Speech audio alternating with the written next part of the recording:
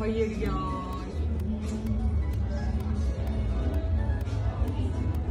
Seni yerim. Herkese merhaba arkadaşlar, kanalımıza hoş geldiniz. Herkesin içinde yedi bitirdi. Dışarıda mesafeli görüntüler veren ve çok fazla yakın gözükmeyen Hande Erçel ile Hakan Sabancı ilk kez böyle görüntülendi. Birlikte yurt dışından çıkan ünlü çift, Hakan Sabancı'nın herkesin içinde sevgilisine olan yakınlığı hayranları tarafından görüntülendi. Görüntüleri izleyen Erçel hayranları ise Hakan enişte Hande'yi yemiş, Hakan aşka geldi, Hakan biraz yavaş mı olsan yorumları yapıldı.